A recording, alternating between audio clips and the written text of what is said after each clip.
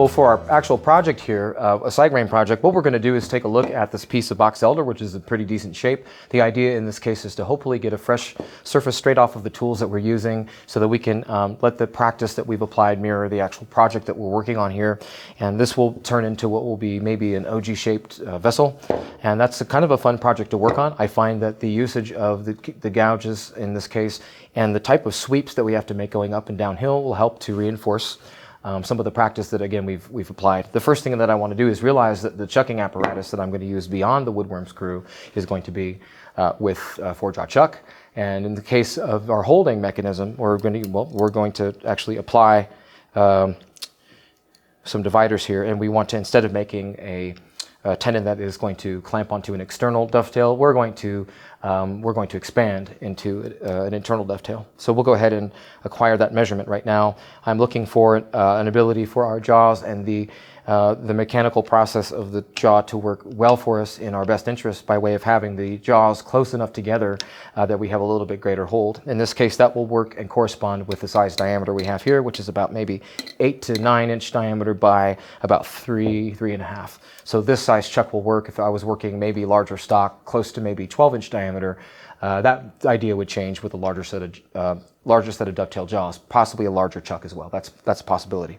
In this case, we're going to go just beyond the open position of, say, two of the jaw widths by maybe no more than 1/16 to 1/8 of an inch, and it should be that this measurement is going to be sufficient. So we'll go ahead and maybe see what some of our practice has earned us here. Glasses on, always safety first in this case. And let me go ahead and get started. Favorite speed is 0, and that'll change here in a minute. Go ahead and getting this piece on. We will initially have some tailstock support for the exterior surface and the face. And we'll go ahead and now true up our exterior.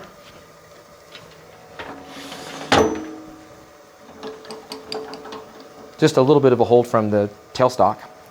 We'll start out with the swept back bowl gouge right here, and the speed-wise, we're at maybe about 800 right now. Being that this is a smaller diameter stock, again, we can go ahead and speed the lathe up a little bit more, maybe closer to around 1500. That's looking pretty good. Again, starting from the corner, not the center for this reason. Starting at the center means that I'm going to have all that material dragging against the bevel, and I don't want that through my cut. I'd rather actually start from the corner. 10 o'clock now, 10 o'clock position.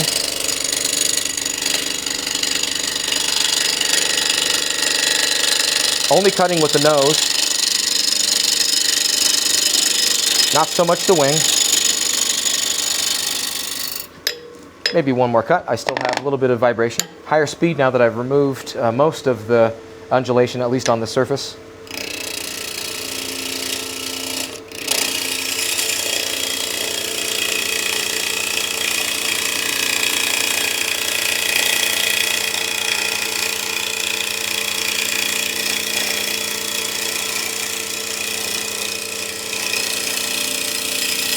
All the way to the end. This piece is really small diameter, so I do want to make sure that I do not take too much off, and I'm coming back this direction to ensure of that, being that if I go all the way to the end, past the corner, I'm going to have tear out on this side and drastically reduce the diameter here, or actually the height of the piece. I don't want that so much.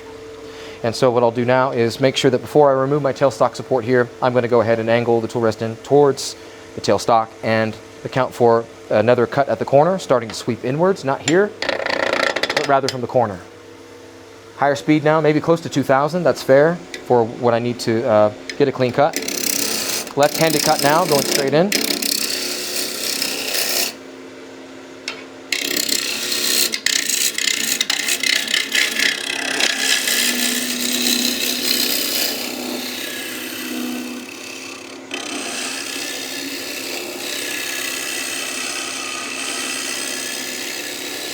That face is trued up pretty nicely, so what I'll do now is realize that I have this face trued up. That's good enough to now be able to apply my measurement.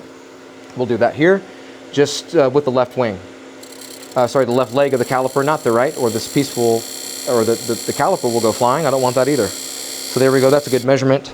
To actually have an area where my base will be, or foot, it'll be about this thick, maybe here, that's likely the case. I'll be hollowing into this region right here.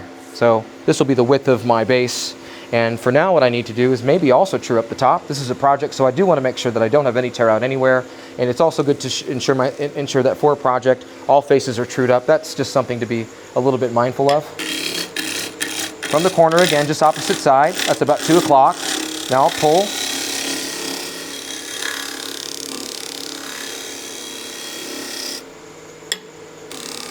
Shearing angle. Pretty clean surface there.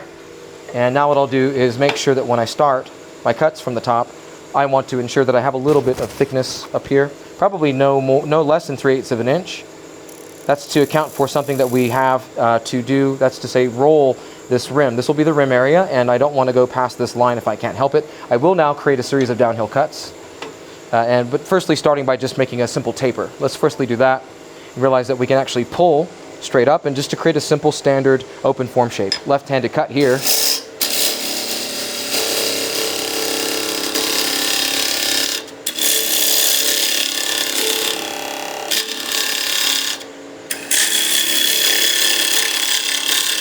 Not looking for clean cuts yet, just cuts to remove stock, and that's okay. Let's maybe move the tool rest in just a little bit more, taper it in, and that's good enough to probably now begin to see what we have to start making some fresh cuts. I'll transfer over from this tool and realize I'm probably not going to use this again in the video. What I'd like to do is now switch over to a spear likely. That's not what I'm going to apply now, but I have it on layaway, so to speak, at the moment. Now with an interior-exterior tool, we'll see what kind of a surface we can get. I will slow the speed down significantly, being that now I'm going to remove tailstock. That should be out of the way now. And I will take out the live center, just because if I swing the tool around, because we're going to be doing some hollowing, I don't want my elbow to hit the section right here. That's kind of sharp. It's good to have a blood in the veins policy. If you donate blood, do it somewhere else, but don't do it at the lathe. Higher speed now. I'll go ahead and account for having a small foot in this region first. Reason I find that that's necessary is so that I can have an area to actually have the gouge's nose actually end the cut into a corner down here. I'll firstly start out creating an undercut and creating a cove sweep that turns into a half bead, and that's actually going to form an OG shape. Again, cutting downhill doesn't mean that we're going to get a clean cut. We're just looking for a shape. So right now, this is just a hunk of spinning wood. That's all it is. I'll go higher speed though. Let's go maybe to about 2,000 RPM.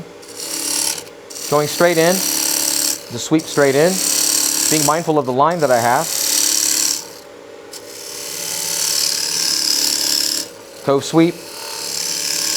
And then I'm going to end at more of an open position. The open position will transition into the corner. So starting from an open position down, we'll create more of a bead, starting closed more at 3, and say opening into about 2. That creates a cove. Cove's always starting at about 3 or 9. In this case, when it ends open and I end, say, close to 12, about here, then I just reverse the cut and I go back down all the way into my corner. Not looking for a perfect surface right now. I'm still doing my initial shaping. Going straight in to the face. There we go. So now I have an initial shape. It's decent, but I have a ways to go. I also have something else that's not necessarily a problem, but something else I'm going to prefer.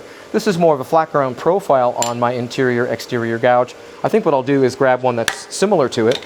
You'll see one of the differences is that I have a slightly longer sweep on this other tool. This tool will grant me the access to get down into the corner where I need to be, and that's what I'm going to switch over to. Let's go ahead and do that. So, good speed here. I'm going to go up to about 2,400 RPM. This is very fast. We've removed enough material in our safe enough position to be able to apply the cut. You'll see something different. Being that I know I'm cutting downhill, I'm taking off far less material up here where the cove is. Started from 3, ended at about maybe 2. Now from 2, I'll go from 2 back into 3. Taking off a little bit more here downhill means that I'll probably have a little bit more tear out. And cutting against the grain wants to pull the piece, so I have to be careful. And that looks to be a pretty decent surface right there. But again, while the wood's spinning, you can't quite tell. You have to slow it down. There's a slight bead right there. I'll keep that there. I'll have a small foot here. And I'm just looking to accentuate this OG curve a little bit more, or rather the cove. The OG curve really is commentary on creating a sweep, a cove sweep right here, 3 o'clock, right on the nose.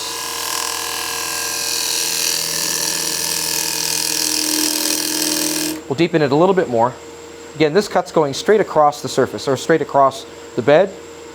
So we're going in this direction first because we just need to undercut this surface. To create a nice OG curve, essentially all you're looking to do is undercut the rim a number of times to your satisfaction, and then we have to make sure that the cove sweep, after the cove sweep, we've ended at about 2, so that's about 3 o'clock with the gouge position, flute, 3 to about 2.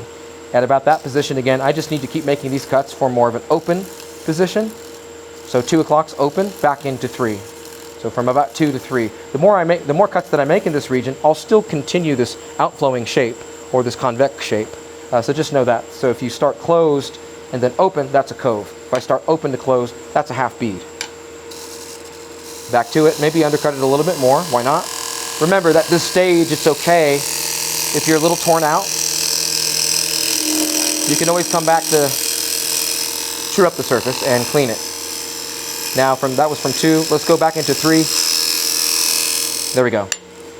So that's a pretty decent shape. I can probably go ahead and acquire for a slightly different shape in here. That's to say to make a little bit thinner taper in this region, and that will be done with the spear. Why don't I go ahead and try that? Back this off just a bit. And realize something else when I'm in a cove versus a bead when I'm using this tool. Drop the handle, pull.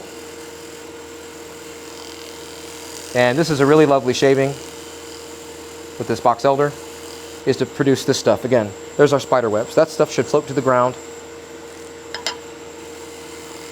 When I get into the cove, I have to drop the handle a little bit more so I don't actually push the nose of the tool in. Right in there, I could have actually dropped the handle a little bit more. Let's go ahead and account for that. Pull cut.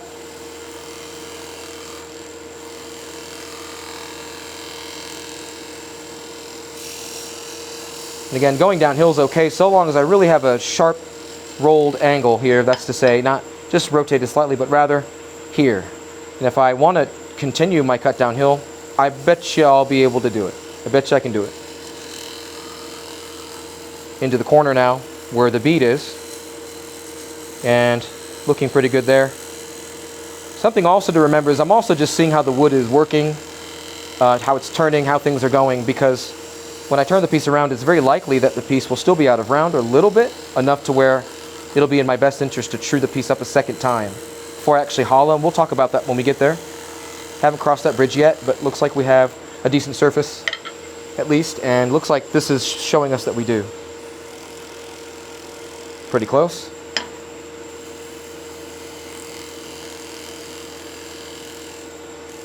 Happy with what's there. Let's go ahead and actually define the foot a little bit. This is going to be more of a utilitarian style piece, so I'm going to keep the foot rather large. For the piece to not look bottom heavy, what I'm accounting for is ensuring that this curvature right here isn't so ovate or so loud and sort of bulbous. What I'm looking for is having more of a straight taper, so that's counting for removing some stock in here. And also removing some more material down here where the bead will be. There will be a small bead in there. Fist and swipe rather than fingers and lose them. That's always a good idea as well. Let's pull uphill.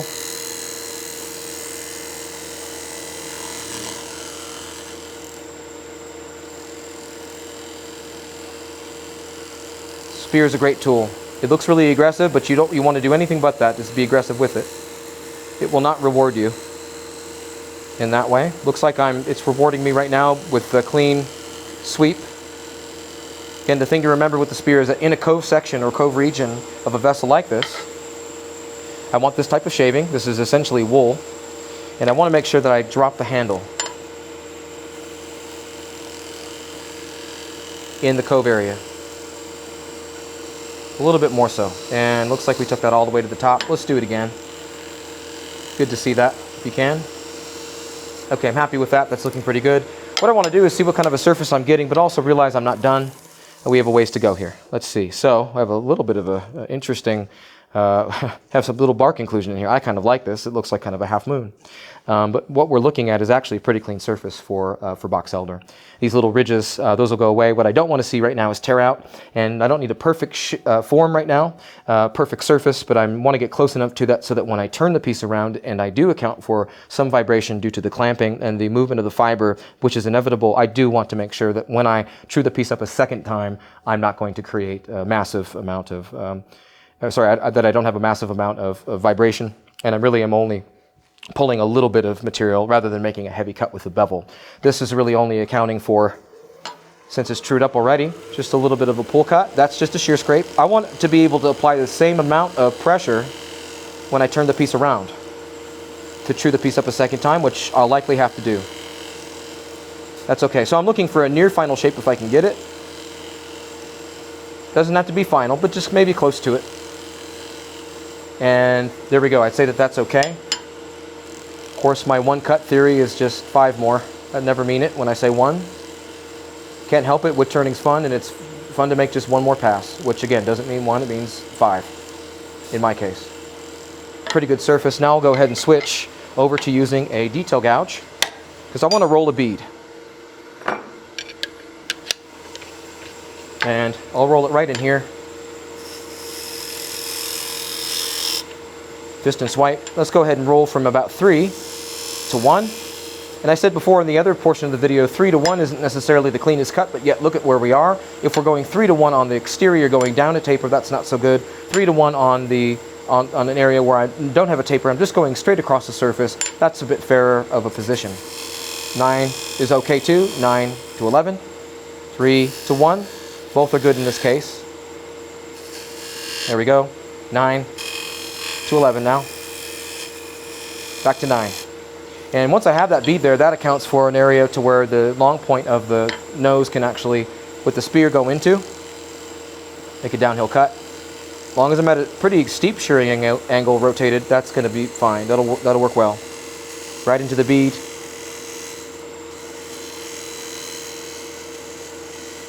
Pretty happy with that surface, and altogether I think it's a pretty decent shape. I'm happy with it. Let's call it good. Now to the interior. Something that I want to do is realize that I have very sharp corners here. Let's take a look at that and not, let's make sure that we do keep the blood in the veins. There we go. That's good. Mission accomplished. Same, mission accomplished on our corners. I find that a slight taper on my section, which looks like a tenon, which is actually just a foot, is okay. So slight taper is just more suggestive, but isn't so extreme, is looking good. Something else you can do right now to ensure that the piece sits flat and you don't have to come back to later is to just take your interior exterior tool. There's a variety of tools that work. Interior exterior is a preference. It's okay to have a preference. Going straight in to at the corner. Holding the tool at about maybe 1 o'clock. That's 12, that's 1. Go straight in, and now that should be concave enough to also have a clean surface. In contrast to something else, let's actually tear the fiber out a little bit on the face here, just to show that if we do that and we see a contrast, I can actually cut directly into the end grain fiber. If my fibers are facing across the bed, I am actually cutting directly into the end grain fiber. But if I'm only taking off, like, let's see, a shaving such as this, a small little shaving that's also thinner than the micro bevel that I have, it's very likely that the micro bevel is pushing past the end grain, not really hitting it, and it's going to cut quite clean. If we just take a tool like this that I'm not going to be using much for a surface and just do this, that's a pretty dirty cut. That's no good. We'll see a contrast on this surface of the foot of the base. We do want the taper, and we do have a clean surface. Really no tear out. If we look at that, there's no tear out. We're good. And it's good to see this on something as soft as this box elder, that we actually can cut the surface quite clean. But you can see that's quite a dirty cut right here. That's just scraped. This surface is quite clean. Again, we're just accounting for making a very light pass across the surface, even though that is cutting into end grain fiber. Okay, so you might scrape you can scrape the surface quite clean if I'm very light to the touch too. You can, but still you won't cut it quite as clean with a gouge, especially if you have a micro bevel. That can be very helpful. So Now we'll go ahead and hollow into the interior a little bit. We'll go in by about 1/4 of an inch using a square end scraper. Something to note about this tool is that the tool itself is not actually square. It's actually tapered, and it also has a slight curvature on it, which accounts for being able to hold the tool flat against the surface. And no matter where you are on the tool, if you are flat, if you're dead flat on the tool, looking to get both the long point and the short point in at the same time, the slight convex curvature on the edge will allow for the tool to not actually dig on both the long points or short points of the corner. So that's a good thing about using a square end scraper. In my opinion, they shouldn't ever be square. They should be ever so slightly curved. And I find that it's helpful that at the nose of the bevel of the tool, rather, throughout underneath the entire length of the cutting edge, you're ground at about maybe 50 degrees or no less. So about 50 to anywhere from about 50 degrees to probably 70 is good. So that's pretty steep, but it's just ensuring that the tool won't grab. So that's a scraping cut. What I want to do is maybe pull off a little bit more material to my left. That accounts for the full length of the tool to be able to get into that surface. I'm also going to sharpen the corner a little bit with a small skew that I have right here, but I'm looking for a very light cut on the surface. This will go to show that when we actually place the tool in, beyond the initial hollowing here, we can actually get a very clean surface. So we'll take a look at that in a minute. Just to the left, move all the way to the right. What I'm looking to do in this motion is to not go back and forth and rock the tool back and forth. That will account for a high spot right at the very center, which I don't want. I actually want a flat surface from the full length of the square end scraper. Long point in, all the way to the right, back to the center. That's not to say all the way to the left, but just enough to where I'm making sure to center the tool handle here. So all the way into the left, long point, all the way to the right, back towards the center, pull out. Do that again just so that we can account for a nice surface. All the way into the left, to the right, back to the center, pull out. And that looks to be a pretty clean surface, I imagine. Something that else I can do is I can take a small skew, maybe raise the handle or raise the tool rest up just a bit, and go straight into the corner. Just accounting for cleaning up any torn grain if I have any. And I can also use the square end scraper to chamfer that corner, which is sharp, quite sharp. And that's feeling good because blood is in the veins. I'm going to remove this material in a second. You'll see that on face grain, I can actually scrape it quite clean. I'll just do the motion one more time. Left point, sorry, I should say long point, all the way to the right, back to the center, pull that straight out. I'll start a cut here that was going to add some detail. But let's just take a look at the surfaces that we have, and we'll see that if we scrape and use the tool lightly on face grain, we shouldn't have any tear out, even on soft wood. And you can see our contrast of torn wood to clean is looking good, so that's fine. That's a good surface.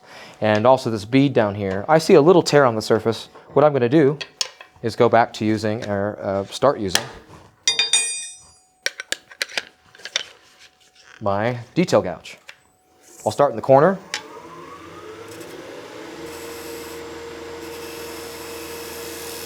About 9 o'clock, about 11 o'clock, back to 9. There we go.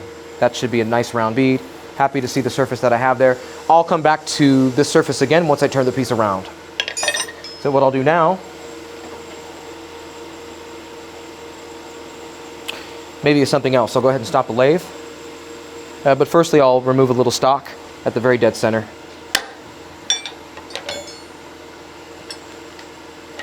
Making a peeling cut because I want to remove the material that has this point right here that I'm not looking forward to keeping in my piece. That's not so attractive. Just a peeling cut, little scrape. Interior, exterior tool works fine. Thing to remember is that when I am stopping the lathe right now, the point of these cuts is just to remember that when I make that surface, it's commentary on taking something longer than the width here, but flat. That should sit flush. And I should see light through this section, and looks like that's going to sit flush and not dance around. That's good when it's actually a finished piece. So I'm good with that. And what I'll do here is roll a series of beads. Firstly, starting at maybe the very dead center. Something else that can be helpful is knowing that if you have a V-groove already established somewhere, that's a good place to actually be able to drop the nose of the tool in, such as this right here. That's a good thing to know. And I'd say that the best way to create that indentation is with your spear. You can still do it with the gouge.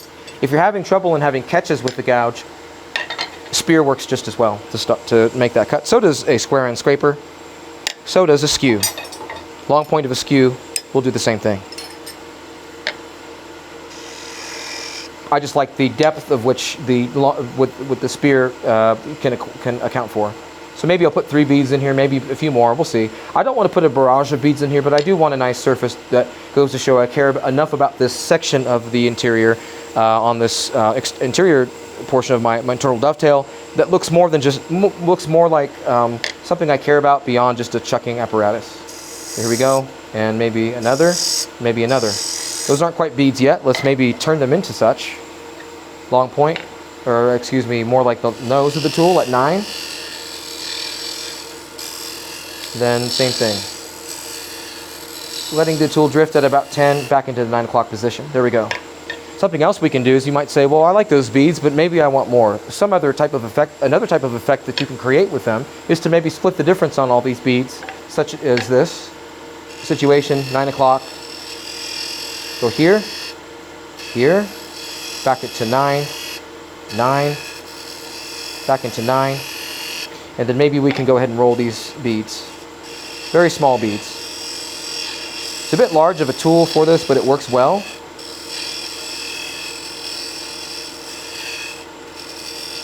Being very light to the touch. I'm looking to be able to do this very clean and not actually apply any tear out. If you can do that, be proud of yourself for it and appreciate it. There we go. Just a tight rolling action here.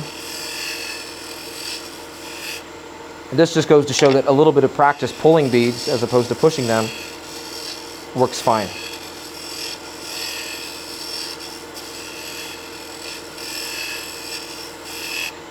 So that surface is probably pretty clean. I'd say that if I put a spear in each section of where the V-groove is, that might be a little bit too much material on the wings section. So I'm just looking to make sure that what I have there is nice and clean. Other thing that I can do in this region, if I grab a spear, lots of things you can do here. Maybe just chamfer this region with a scrape. And also maybe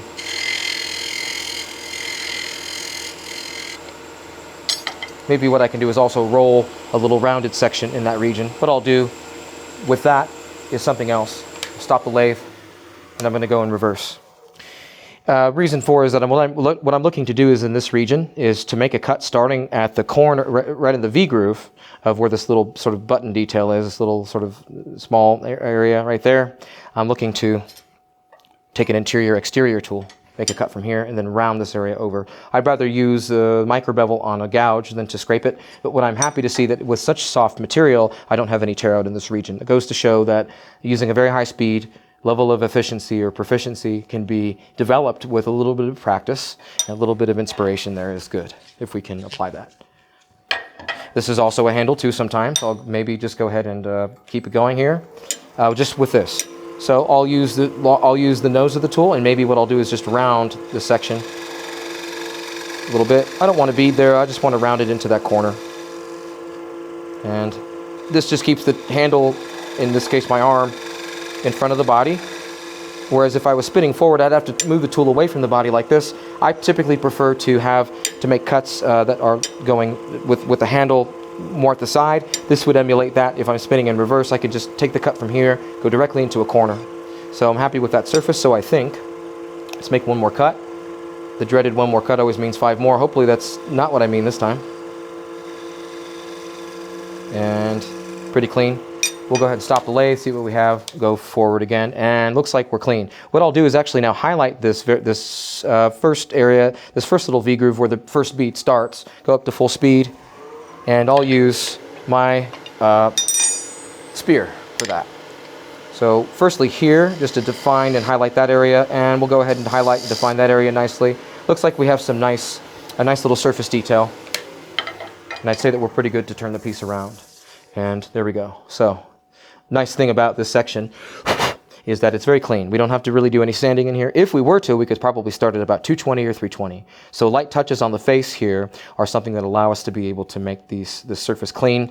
The light roll of the bead in this section with the spindle gouge, detail gouge in this case, all those cuts are coming right from the nose. When I'm going from 9, 11, or 10 or 11 back into 9. Very light, subtle cuts. There we go.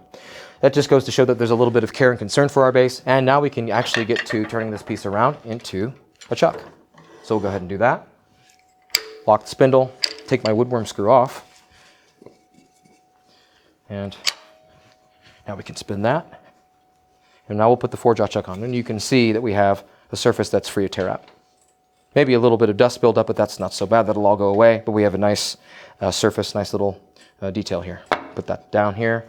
Something else that I find to be helpful, perhaps, is taking the chuck, and when I place it on here, or rather when I place the blank back on here, what I can do is account for lining my grain up with the chuck jaws.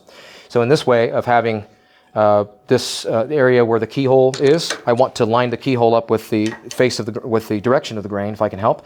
That's with my end grain fiber facing out here. I want to actually have my longer strand of fiber here, which is this way.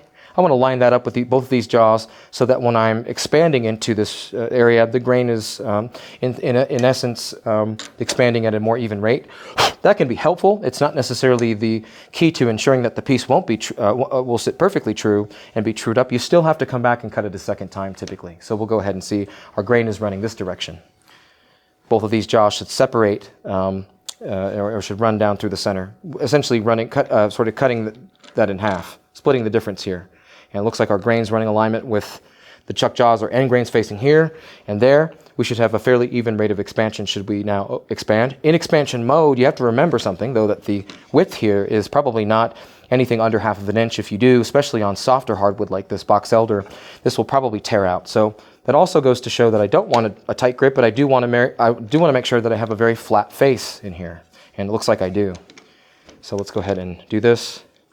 And let's go ahead and see about any vibration in a minute. Let's go ahead and maybe apply 1/8 turn to both sides of the keyholes. Now that we've lined the grain up, maybe there's 1. And maybe on the other side, there's 2. Snap, crackle, pop is not a good sound. Right now, that's not a good thing. We don't want to hear that. So let's go ahead and now slow the lathe down to this speed. Now I'm just moving the hand wheel. Looks like I'm actually in round, and this is helping me out a little bit with lining the grain up. Either way, there's something that I have to do. True the piece up a second time, that's a good habit. I haven't touched this section of the material. Let's actually go ahead and true this up. Let's go ahead and do that. And after we do that, we'll go ahead and refine the curve a little bit by way of doing some shear scraping with the spear. And we're also going to round the rim a little bit. When I true this up, there's a number of options that I have. I'll start with an interior-exterior tool. Go across the face, and I'll start where I did before on the very base of my foot here. We'll all start right on the nose of the tool. This is my more swept profile of an interior-exterior tool. Again, both of these tools are about the same. That's a little flatter ground. This is a little bit more swept. Both of these tools will still work well for an interior, and we'll talk about the usage of the tool as an interior tool in a minute as we keep going. Let's go ahead and just true up the face first, and we'll go to full speed, which is going to be maybe around maybe 1800 first. I need enough speed to do this. 1800 is a good place to be. Tool rest should be high enough that it's going straight towards the center, but not too high. It's a little low actually right now. Let's raise that up so that when the tool's at a perpendicular plane, yet on the tool rest, it's going straight into that center right there. Maybe a little bit higher speed. I'm only looking also to maybe ensure that this much material is trued up, being that this is all going to be hollowed. All of that will be hollowed. All going to be hollowed. Either way, it's a fair practice, and it's good practice to make your cut going directly into the end grain fiber, but still realizing that if you cut very lightly, and you're only taking off maybe about a 1/16 to 1/8 of an inch, you'll cut the wood pretty clean.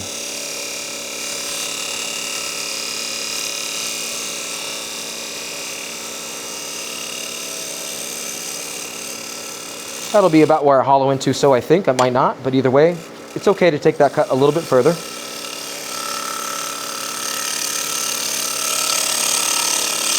when I get to this region and I realize that this is probably where the width of my rim will be, likely. It might be a little bit more than that. I do have a little bit of a bark inclusion here, so I might have to account for that and then readjust my line as necessary for where the width of my rim will be. So in this section, though, it is good to note that I should actually take the tool straight in. Although you can take it straight across, and although the hold is good, I don't want to take too aggressive and heavy of a pass that the piece goes flying. Let's not go bowling, which just means the piece might be rolling on the ground or might be airborne. I suppose if it's rolling on the ground, I guess you're bowling. So we'll go straight across. Only taking off a slight little bit, that can be acceptable. But that's trued up. This area doesn't matter much. That's all going to be trued up, and it's going to be commentary on taking a cut that's going straight inward with all the cuts and the pressure from those cuts to be absorbed by the jaws, the chuck body, and the headstock. So that's good to know. Let's also do something else. Let's see how out of round we really are.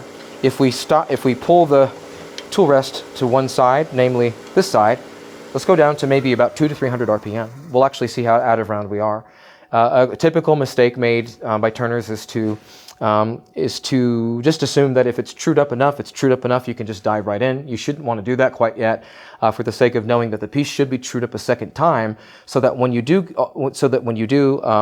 get into your hollowing, by the time you get down to this bottom region, maybe beyond the half, but to the bottom section of your vessel, that's going to apply a lot of pressure. All of your hollowing cuts, even very thoughtfully made hollowing cuts that are very light, will still add enough pressure to make the piece, to jar the piece off center a little bit. It's always good to know that when right before you hollow in, your vessel's trued up a second time. So this is the telltale sign to be able to do that, not at this speed, but rather here. You'll see that the piece, it's pretty close to being in round because our rate of expansion was even on our jaws being aligned. But in this section, right where my finger is, it's very ever so slightly out of round, maybe by a 1/16 of an inch. To me, that's too much. For the sake of knowing that the pressure that I apply, again, with my hollowing cuts, is going to make this piece sort of jarred off and to be a little bit more out of round. So what I want to do is true this up a second time, and that's okay. So another form of practice is to learn that when you're making your cuts from right to left, when the piece is turned around and you're applying your tendon or internal dovetail, it's good to learn that when you're practicing your cuts and pulling this direction, it's also okay to learn to practice pulling towards the rim when the piece is turned around. It's good practice to cut both ways and realize that in this stage, I actually need to do that in order to true the piece up well enough to know that I can actually hollow in here. This piece has been left, this section of the rim has been left to be thick enough so that I can account for a rim that's a little bit more rolled and round. That feels good on the thumb when I'm actually picking a piece up, especially into that cove region. But this section, I don't want this to be so flat and stark. I'm going to round this. This thickness that I have here will account for me being able to remove stock. But before I do that, let's go ahead and actually use a spear. Full speed ahead is going to be about 2,000 RPM, maybe a little faster. 25 is probably fair. There's 23. 23 is looking good. So same thing, I'm just basically taking the cut in reverse, or I'm doing the mirror image of the other direction, pulling more towards the rim if I can help it most of the time. There I am in the bead. Notice there's not a lot of sound in this because I'm not too out of round. Helping to line the grain up was not so pivotal, but it's something that can help sometimes. Not looking for any kind of vibrational sound, looking for a very light sound. The way I look at it is that your wood turning, if it's quiet and silent and you're cutting clean, that's a good thing. It shouldn't be that wood turning disrupts library hour if someone was reading in the corner. So this is about the shaving that I want if I can get it. It's looking pretty good. And nice quiet cuts.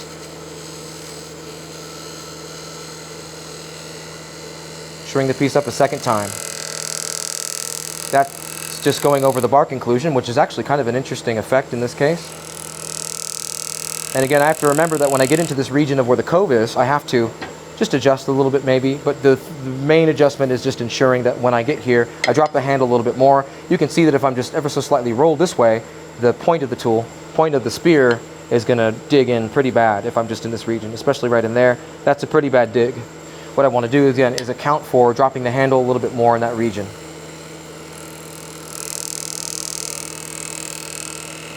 There I am. Let's drop the handle now.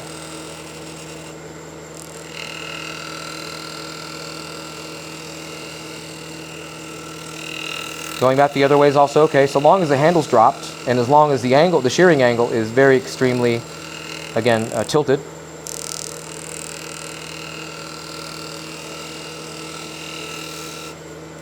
So this is nice.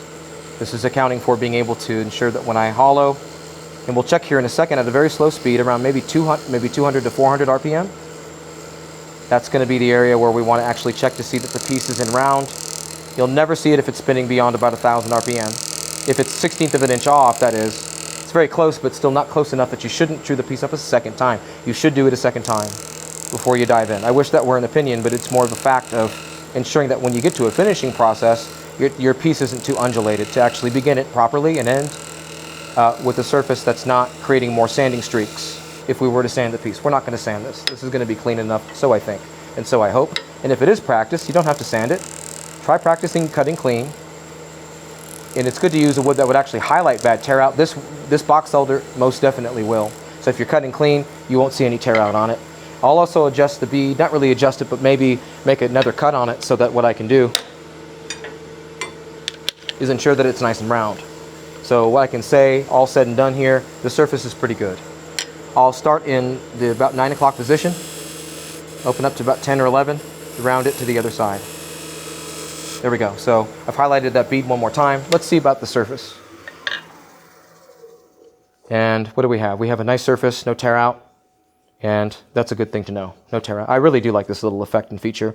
I would probably, and maybe typically, and this was the piece that we just kind of grabbed and threw on the lathe. This little effect here is something I really like. This is also maybe a good point, is that when I have a nice feature somewhere on here, something that's not going to create a problem for me with my design, I think this is actually a very helpful effect to realize that the detail is right here. I don't think that I need anything like a bead up here near the rim.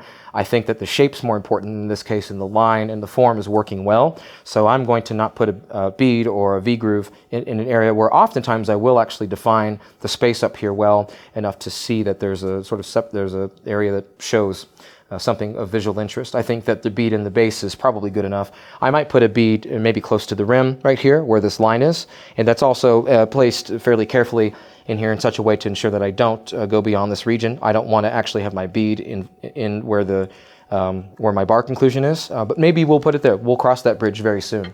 Firstly, I want to make sure though that what I don't have is just a square sort of stark rim. I want to maybe round that a bit. So we'll go ahead and use an interior-exterior tool for that. One thing about that is that I don't have to use that though. I can still use a spindle gouge. The thing to remember is that if I am going to use a spindle gouge, I cannot start with the tool in a more perpendicular plane. If I do, this is such a shallow flute, this tool will want to dig. I find that it's a little safer or more user-friendly to use an interior-exterior tool, being that in this case, the type of grind, but really more so the flute, is accounting for the tool to not want to dig at 12 o'clock. Notice I'm starting at 12 o'clock position with the flute, and I'm just going to roll to the left and the right. There I am rolling to the right. And there I am rolling now to the left here. A little bit of dust shows the cut starting. So there I am. That's nice and rounded. And what I'll do as I start to shape this rim down a little bit, that's a little thick. I want to thin that out so I have a nice rim. And what I can do there is I can account for using the spear, but also a range of tools. Let's start with the spear. Realize that that's a bit too high. In fact, it's way too high. Let's lower that so that when flat, the edge is going directly towards the center. Not quite there yet. Just about, that's it, that's good. So I'll actually taper the tool rest inward or outward, depending on how you see inward or outward. This is just tapered. So here we go. You might say, well, why am I scraping it? Well, you can scrape a face. You cannot take a lot of material out when I do such, but it's okay to actually scrape it. It won't be the only thing we do. We'll add something else too. We're going to acquire a little high spot here. That will be a small bead. It's okay to scrape a face. Lightly, that is.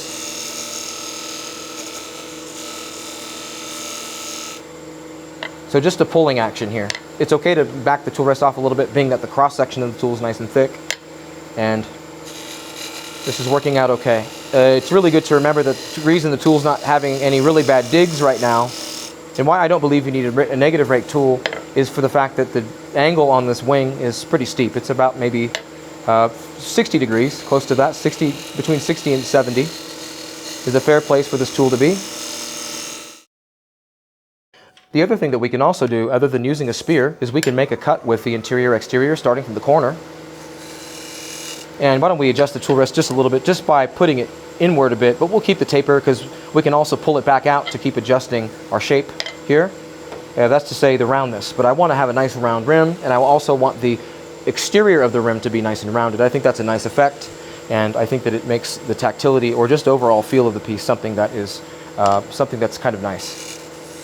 It's preference. It's okay to have a preference. The cuts that I'm making are light, uphill cut going back down to, well, downhill. And I would say that the better tool to use in this case, which is the same exact tool but slightly different, is one with a slightly swept-back wing. Same variety of tool though, interior, exterior. And with this tool, the nice thing about it is I can pick that corner up. And when I get into, or I pick that fiber up, when I get back into the corner here, excuse me, I can now roll the tool into about 3, and that's the end of the cut. And I'm happy with the way that that surface feels. It feels nice. And if I go ahead and take the same tool, being that I've now created a very sharp edge, sharp corner, careful with that. That's very sharp. Let's take the long point, or the nose. Take the nose of the tool. Bevel rubbing first at about 12. From 12 to about 1 is about where the cut ends. There we go.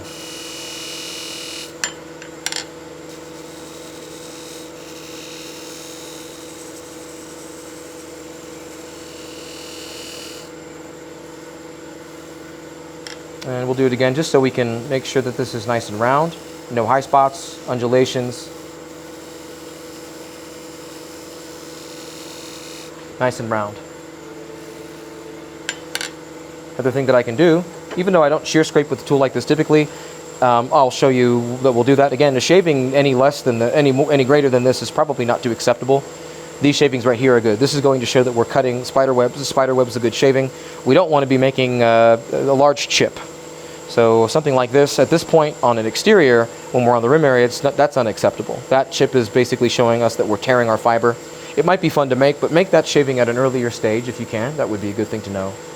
So I can take the wing. This is a left-handed cut, and I can shear scrape that. As long as the central portion of the wing is making the cut, that's okay. You can also use a spear. I would say the spear is kind of overkill here. That's overkill. This might be overkill too. I'm only looking for a very small section to be scraped, to be rounded on the end of my rim here. And if I can do that, then I think that I've done pretty well for myself. That's a left-handed cut because the handle is to the left side of the body. Left hand's on the ferrule of the tool. Pretty decent cut there, and rolling that rim. Now back to the right hand.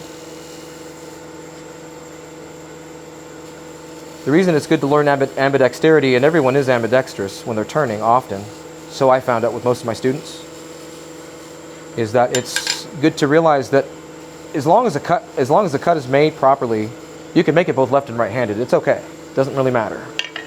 So I'd say that for thickness of rim here, I think that that's pretty good. I'm going to stand back and look at my exterior profile, and I think that I'm pretty happy with it. You just want to be happy with what you see there generally. And I think that for an open, more utilitarian style vessel that has a foot on it, I'm happy to see what we have here. We're also going to account for ensuring that this region where my high spot is there, I'm going to turn that likely into a bead. We'll see. Don't always have to decide on that it is a bead, but you have to decide nonetheless. You have to decide. So now with the spindle gouge, make a thin bead. I'm looking to have the bead maybe match the thinness of the one that I have on the base. I think that that encapsulates the form, the width of my rim, and it also goes to show thickness of rim here to be nearly about the same thickness just below the bead in the foot area. I think that that is a fairly balanced situation. There we go, 9 o'clock, digging in pretty well. The other tool you can use to dig there, in this case digging is not bad, is to maybe just define that area with the spear. That also works. And I'm looking at that bead. It's a bit proud of my surface, a little too much. Let's maybe lower it a little bit.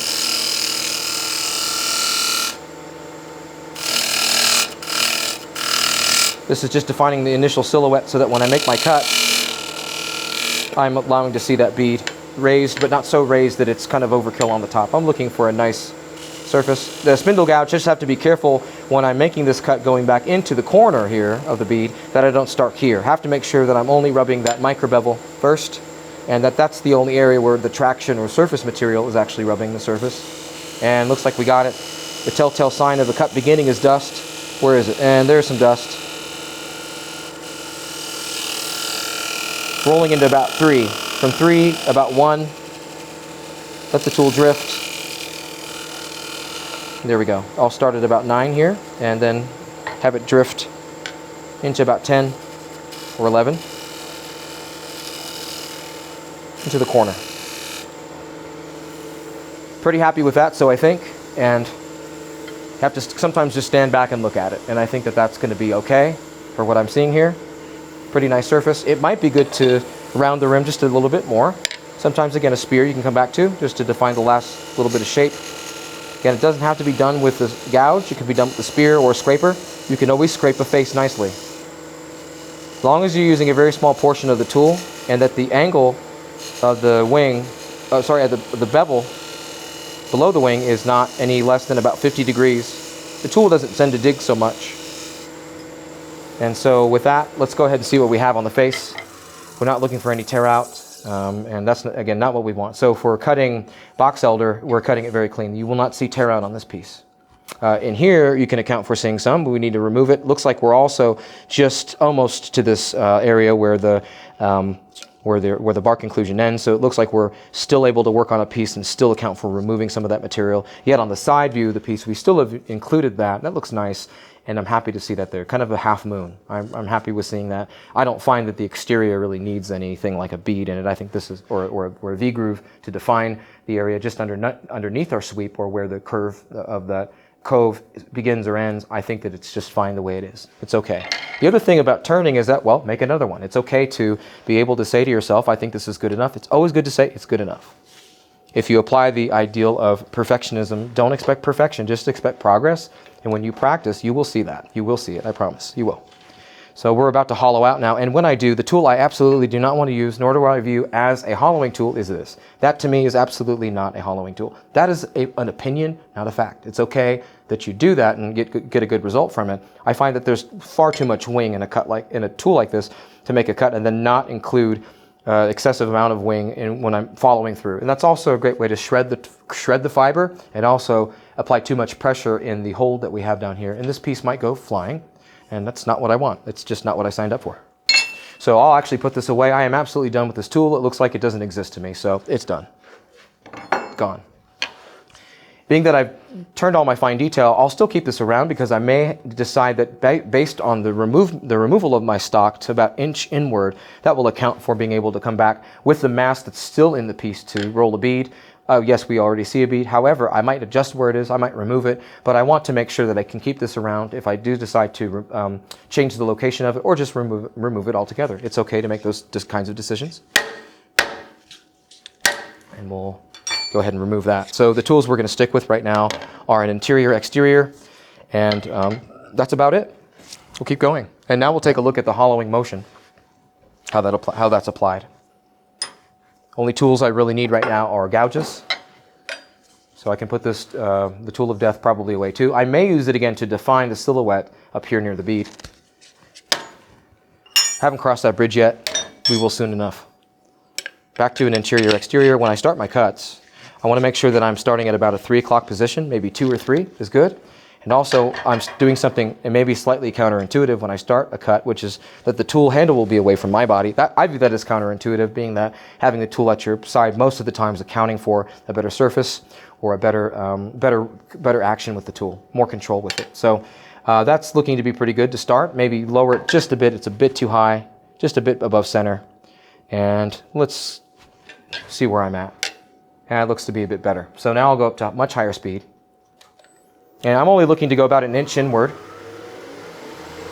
And I'm going to be at maybe about 2,600 RPM. That's pretty fast. The cuts that I'm going to make are very light, starting at about 2 or 3 o'clock, rolling into about 1, 2, to about 1, 2, to about 1, It'll be interesting when we get near the bar conclusion.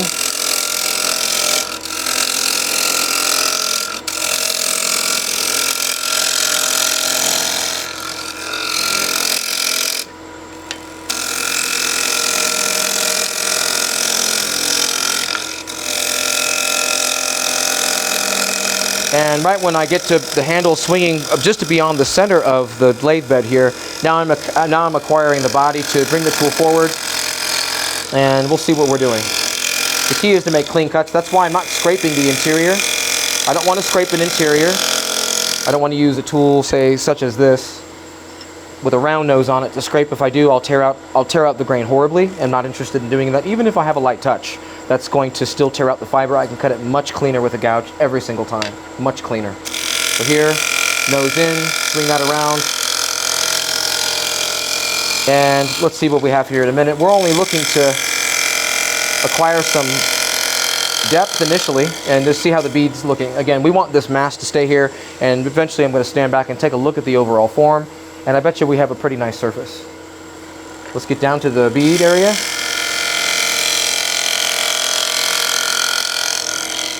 And notice I'm starting with the handle pretty far away from the surface. That's accounting for a nice undercut sweep. So if in this region right there, that area, it matters that we cut it clean. Again, if I start my cut open like this, initially that'll be a really bad catch. I want to make sure that I'm starting with the flute facing this direction, although there is a time when I can use this tool's wing, flat ground profile here of the gouge, deep fluted bull gouge, to turn around and use the wing. And we'll have an option to either continue the cut at the 60-degree angle, take it all the way from the top, all the way down towards the center, and that'll adhere to the curvature that we make. We don't want to do that quite yet. Right now we're just looking to maybe add a slight undercut from the bead. There we go. Only going about an inch inward. And let's see the surface we have. That silhouette that's casted from the depth that we've plunged into is going to help me actually see the surface a little bit cleaner. Or a little bit clearer, excuse me. And I'm looking at the form, and I'm fairly happy with it. This is kind of a nice open utility shaped vessel. In this case, this is a nice utilitarian form as I see it. This bark is actually accounting for doling my tool pretty fast too, but it's kind of a cool surface. I'm kind of a cool little bit of material in there. I'm glad that it's on the exterior here. Nonetheless, the surface that I'm cutting is very clean. You won't see any tear out in there, and that's a good thing. I will put a fresh edge on this tool real quick. So the surface that we've created on the interior, just below the bead, about 1 inch inward, is looking pretty good. I'm happy with what I see there. Just wanted to put a fresh edge on my tool. Reason I'm having to do that is because I'm hitting into this bark, which has dirt in it and dust. That's dulling the tool. So it's okay. I just have a freehand ground edge on here. That's at about 60, 65 degrees, somewhere around there is good. If I am to, again, stop and make a point real quick about a tool like this, the angle here is very sharp. You can see that's maybe around 30, 35, 40 degrees or so. It's not so bad to create a nice undercut with, but if I sweep around with this tool beyond the center point of the full round in here, that's not going to be good. Full round interior will make sure that the nose is digging more than the bevel has actual support, and any bevel support that's beyond the section that we've cut is going to basically throw this tool in like a dagger, and you might as well grab a baseball bat and smack the piece off of the chuck, being that this has no support. This has absolutely no support to cut onto the interior. If you're maybe roughing a bowl out green, that's a little different story. Maybe if you have the tool control and the ability to cut a thicker shaving and realize that you're cutting more with the cutting edge and scraping, that's fine if you're shredding past the fibers, I suppose. But for me, I want the cleanest surface that I can get so that when I get to my sanding and finishing process, I basically have very little to do, and thus, in my opinion, I have much more time to enjoy the lathe rather than to curse the machine and the wood that I'm working with. The other thing that you can do is if you make a pull cut in here, that's not so bad. That's not a good thing. It's not so good. It's much better to be able to know that if I want to get down to a smaller surface, by way of keeping this material, because we're going to hollow sectionally, that's to say keep the highest portion of material that accounts as mass in the cuts to go thinner here. That's okay to take the material down with a peeling cut. That's just cutting across the straight fiber that's running across the bed. I just don't want to swipe into my end grain fiber. Every time that you hollow, you are hitting end grain fiber. So if you swipe this direction, it's worse because this overarching hollow on this interior cove, essentially, the interior is just a giant cove, that's going to be a bad situation where you might actually sweep the cutting edge into end grain fiber, but nonetheless the overarching cove sweep that I have, if I happen to catch there, that's a very bad day. Let's just call it that, very bad catch. So if I want to go down a little further, that's okay, and so is this, and so is this, but the difference is I'm not swiping, I'm not pulling the tool. So let's go a little deeper, and eventually I'll change the position of the tool rest in a minute here.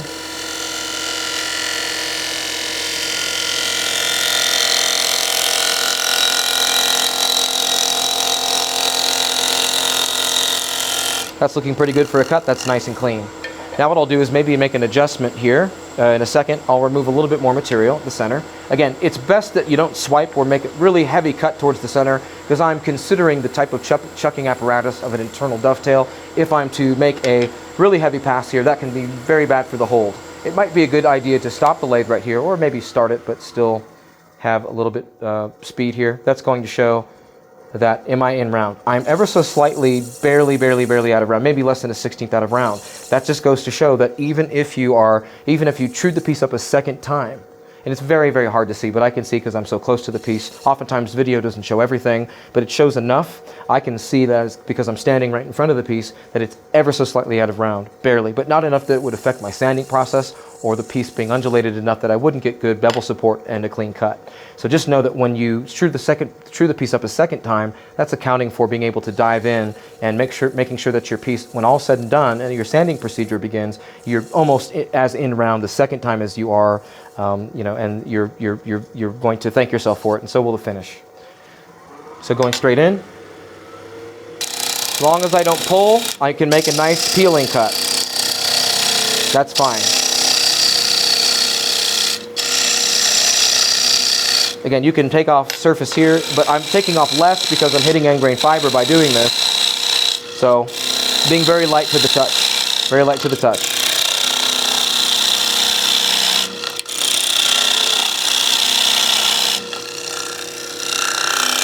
Follow a little deeper.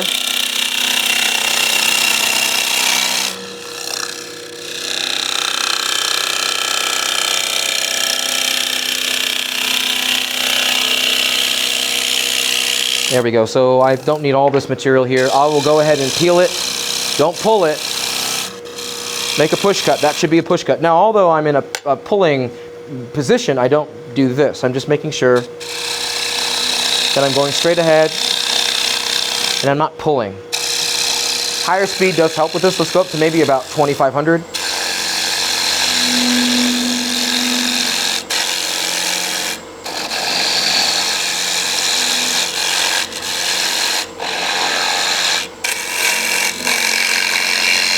A little tool control helps.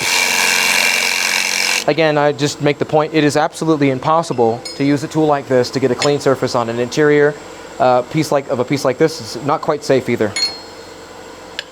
Now what I've done is I have enough material that's removed. Why don't I go ahead and account for a slightly different position? Maybe just in front of that little buildup of material. Now I'll just angle it inward, taper it inward. Again, if I'm making really final last cleaning cuts in this region, what I want to do is just sharpen a little bit. There we go. Fresh edge is always a good thing. So now that I'm in there, I have a little bit better angle of approach. I don't want to make a really thin vessel here. I want actually a little bit of thickness. Looking for very fine dust. Right at the nose. There it is.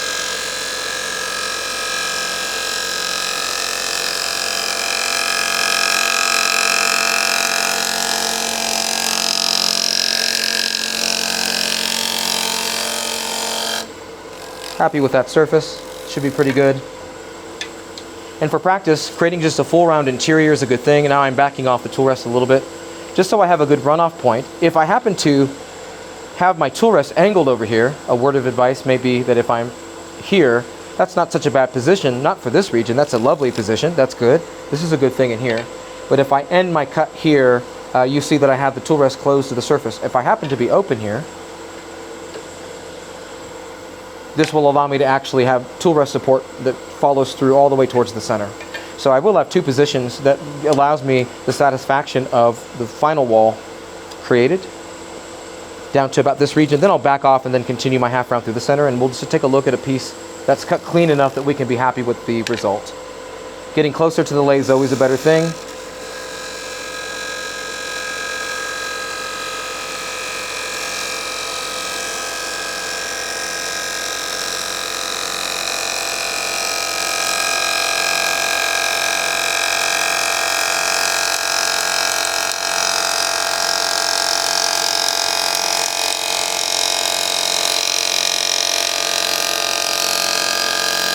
All with the nose. And let's see what we have for a surface in there. I bet you it's pretty clean. I hope it is. At that speed and just using the nose, it should be a pretty good surface. And if we look in there, we're having to contend with this little bit of this bark inclusion. That's fine. It's okay to practice with that. I'd rather not, but either way, it's kind of good to show that if we're running the lathe at a higher speed, if you look in this region, you will not see tear out. So it's nice and clean. Now what I want to do is I want to have an area where I have a runoff point with the tool rest. I don't have it right here. There's no way that if I just decide to do this, this is a mistake, to keep the tool rest right in this position and just to follow through here. If you take too much pressure and force exerted at this region, you can see that by the time this material gets taken down, I'm just going to slip off the rest here, and I might be going bowling, which is to say this will come off, fly, and then roll down the hill. We don't want that so much. Let's move this back a little bit, open the rest up. This is giving us a nice runoff point beyond the center of my material that needs to be hollowed out. Tool rest position, is it too high? It looks like it's right on the money. And now we can continue our cutting and now be in a point where we have an option to be just beyond our bark inclusion. Let's maybe decide that if we want to keep going by cutting with the nose, this is at about maybe 12, maybe 1, 2 o'clock. We're right at the nose of the gouge. We can then roll the tool over to 12 if we want to do that. A point to be made about doing that, if we decide to do that, is that this profile is a little different. This profile has a bit more of a wing on it, a little bit longer sweep, almost exactly to the same length as the flute, maybe slightly beyond that. I like to lead with the nose of this tool because I find that it gets a little bit of a sharper point, and buildup of material can be a little bit more clearly defined. If I'm cutting with my micro bevel, should I decide to, again with the reference to the left wing, turn that over, this can, due to the wing being so long, really tear and catch. I do like to be able to use a slightly shorter wing, but still with a slight sweep on the tool, or sorry, on the cutting edge. That will cut nicely on the wing. Let's see how far we can get with the nose, and maybe we'll come back to using the wing once we've gotten past this little ridge, or I should say the little bark inclusion. But nonetheless, it's good to know that what we're looking at for a surface is really clean and the process is going well. Little practice goes a long way. Same speed, and now we have a runoff point that's now surpassing the center of our interior, right on the nose.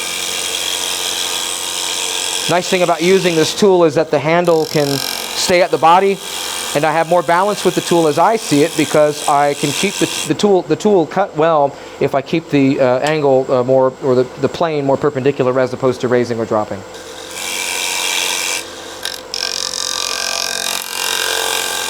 So that's all with the nose. Let's make another cut. Always one more cut.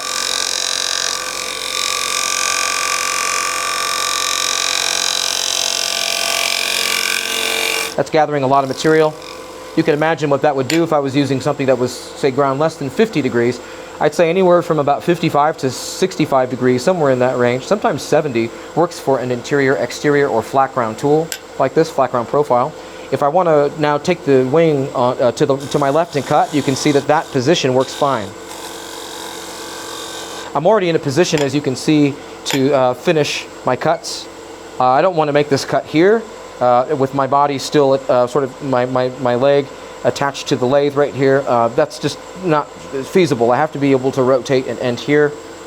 Notice that when I move the tool through an arc, the handle doesn't leave the body. Let's keep going with the nose of the tool, cutting well. Right on the nose. Going back to the nose.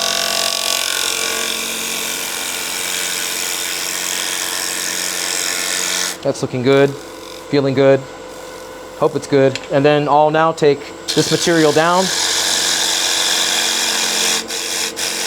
just a peel. Another peel. Remember, when I do this, I don't want to swipe the tool. Not looking to do this. Now I can go straight forward with the nose. You might say, isn't that the same thing as doing this? It's really not, because if I lead with the nose of the tool, I'm not pulling as much fiber. If I lead with the wing, that's pulling a whole lot.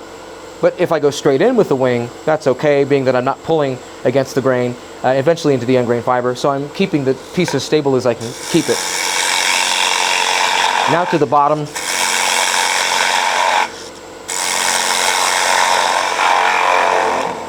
Something that might be effective is realizing now we can roll the tool over to the wing. It'll naturally pick up.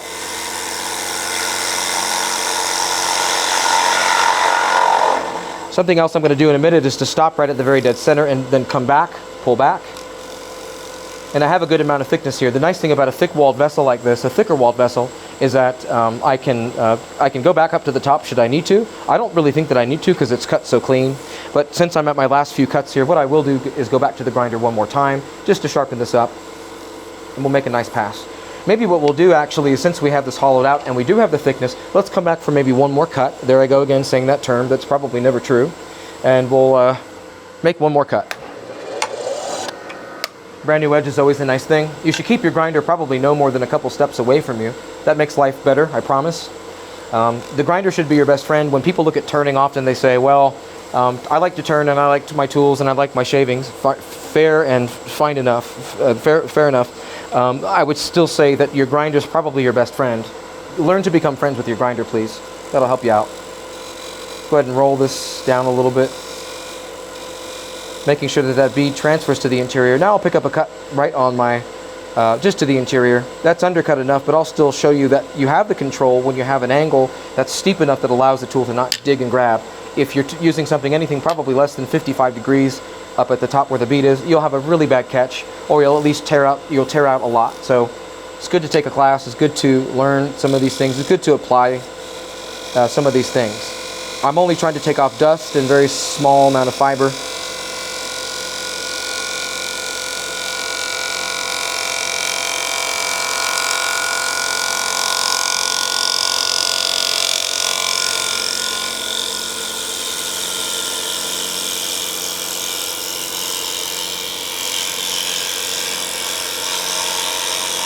All the way with the nose. Now when I get to the very dead center, I want to maybe roll that there and just stop. Let's see what I have for a surface. Fresh edge and a little bit of tool control and practice goes a long way, as we might be able to see here. Let's see, let's hope. And it's nice when you don't have to hope. It's nice when you don't have to do that and you can just rely on a good surface by way of a little bit of practice, okay? So that's a good thing to know. My interior is just about done. The bowl's just about finished. Nice burnished surface and no tear out. It's good to, this is something to write home about, something to appreciate, and something to work with that's good for us. Wood turning is good for the soul, especially when you can make enough progress with it that you know the results that you're getting are effective and that you are practicing good things, and that that's something that we care about here.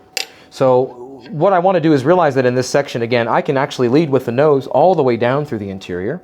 And this is going to show that I've just done that. There is no tear out on the surface whatsoever. If I get down to here, to this section, there's something else I want to have, is I want to make sure that this is the lowest point of symmetry on the bowl. Essentially, if you're imagining something like a sphere or a bowling ball, something kind of like that, you want to put your finger down through the very center of it, and that's the very bottom section of the curve. A full parabolic curve essentially is to suggest that the curve does not end at the very center, but it still follows all the way through. This is the case that we kind of have here. I say kind of because we're almost there. That last cut was just to show that if you just sharpen your tool up and you have enough thickness, you can go back, make one more cut. I guess this was the only time that I did that. Said one more cut and I did one more cut. So I can say that I'm proud of myself for that. It doesn't happen very often. But when I go back to the interior, one thing that I want to do is realize that this is still a little flat, as I can sort of feel. Not so flat that it's not acceptable, but if I want to apply the idea of a full parabolic curve, it should be suggestive that this interior is continually flowing all the way through. Although it's a bit flat in this region. So I'll come back to the usage of the wing here instead, maybe of the nose, just because we've seen the nose cut. Let's see what the wing can do. I want to make sure that I'm starting with bevel support. A fair practice is also taking the tool's bevel all the way here and intentionally seeing that if I take the tool and all the way through and position the bevel across the surface, I'm not picking anything up. That's okay.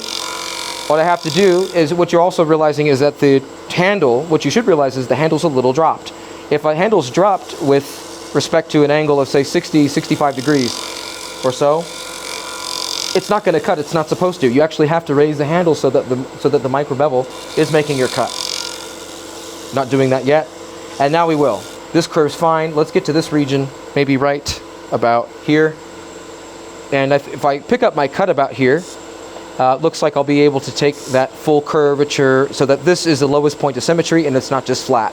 What I mean to say is that, again, this region beyond the pencil line is flat enough that if I were to take a square end scraper or a round nose scraper, I could take the tool flat in here and probably scrape that region clean. However, I'll still be a little bit more torn. My point is to make a vessel that in this case has zero tear out on it. So we're doing good in that case. Let's use the wing now. Watch what happens when I raise the handle enough to where it's sitting perpendicular against the body. I should pick up this pencil mark, take it all the way through towards the center. I'm going to stop right at the very dead center and realize something else about this region. This region is where I need to slow the feed rate of the tool down a little bit because the centrifugal force has not basically acquired the speed enough for me to account for a faster feed rate of tool. I have to really slow my cut down through here. If you turn slow, you actually turn faster because I'm accounting for the speed to make the cut and assuring that most of my pressure, if not all of it's going down into the tool rest. So let's see what we can do with the wing now. I'll raise it a little bit when I get maybe right to about here. And I imagine I'll get rid of these lines, being that this is a magic eraser. We can see that pretty soon.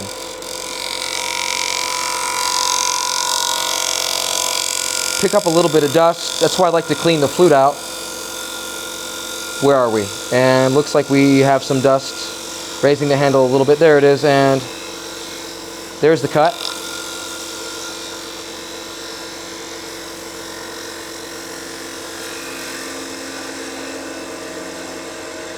So the wing's doing well. So you can take that all the way down. That's an okay thing to do. The shaving that I'm getting, again, is just a bit under the width of the micro bevel, and that's good. If you can make it about half the width of the micro bevel, that's best. And we can go back to the nose again too, but the point is in that region you have two options. You can cut with the wing,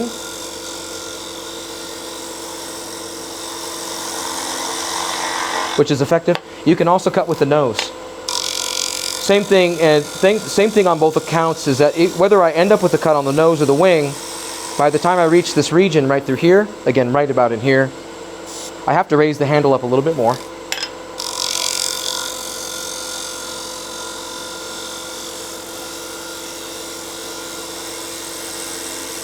And slow the feed rate of the tool down. And this is something that probably gets talked about a lot or not enough, is that why do I always have a dimple or a bump or a divot or groove here? And I don't actually want. Well, you have to let the tool do the work, and you have to slow the feed rate down. It's good to have a small ridge here, not for decoration, unless that's what you want, that's okay. In this case, what I'm looking to do is make sure that I'm not flattening this out, but I'm rounding out the interior. High speed's needed. I'm running at about 2,700 RPM. It's very fast, but I need that speed in order to continue the burnish, being that as I go to the smaller diameter, I'm starting to need to go slower with the feed rate of the tool, not with respect to movement here. So let's go ahead and come back again. Little dust shows the way.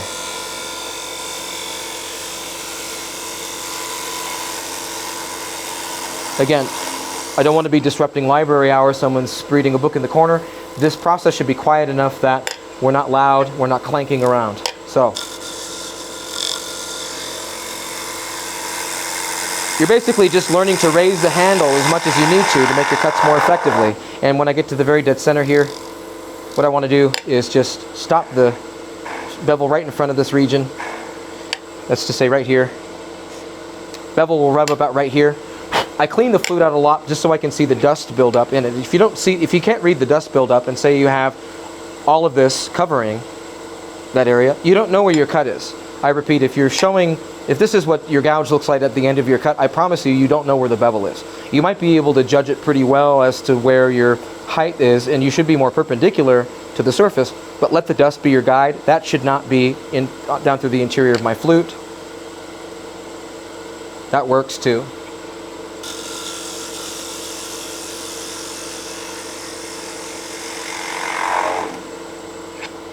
There's a little divot there. I moved the tool too fast.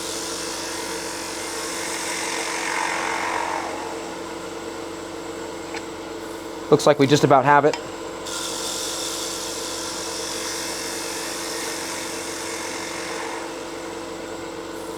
And I don't think there's tear out on this bowl. If there is, practice is a good thing. That's okay. Let's see what we have. If we looked at that interior, I really like to study a piece of my own because I'm my own worst critic, and that's fair. Just be fair to yourself still.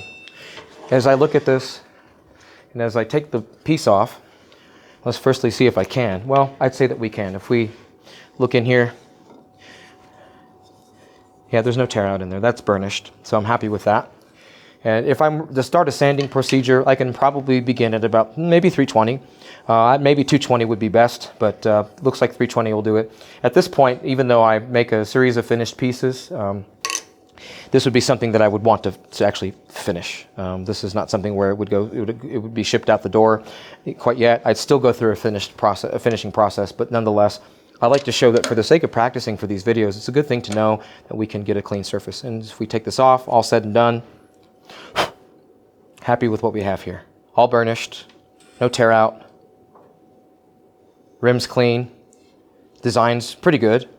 Design's always very arbitrary in some ways. In some ways it's not. That takes, it's a different form of study, really. I'd say that what we have here is a pretty good vessel. Happy with what we have. Might throw some salad in here later. Well, I hope you enjoyed this series of videos. This goes to show that with a little bit of practice and time spent on the lathe, you can not only enjoy that time and share the process with someone else, but it goes to show that if you learn to practice a bit, you can get nice results. In this case, this vessel is something that I think is pretty good. There's no tear out on it. It's either shear cut or burnished, and then the spinning top that we made was kind of fun too. That's something that we can use to, well, enjoy and maybe pass the time a little bit. Looks like it spins.